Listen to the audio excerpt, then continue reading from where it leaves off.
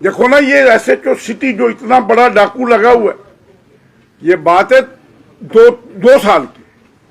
एक बंदे के घर डकैती हुई है, 40-50 तोले उसका जेवर निकल गया और एसएचओ ने कहा जी इसकी तो वारदात ही नहीं हुई। ये ऑन द रिकॉर्ड इस एसएचओ सिटी ने, सकलैन शाह ने। हमने कहा यार तू खुदा का खौफ कर। मैंने आईजी से जाके उसकी डकैती की एफआईआर दर्ज कराई। मैं खुद गया हूं आईजी के पास। एफआईआर डकैती की दर्ज होने के बाद इस एसएचओ ने 24 घंटे में एफआईआर खारिज कर दी कि जी डकैती झूठी है।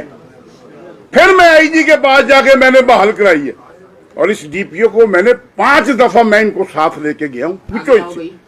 और आज तक वो डकैती भी नहीं मिली और इस एसएचओ को सजा भी नहीं मिली। पर्चा बहाल हो गया कि डकैती ये कहता झूठा है, वो ही नहीं हुआ। और ये एसएचओ एक दिन सस्पेंड नहीं हुआ। ये इतना बदनामे जमाना है एसएचओ।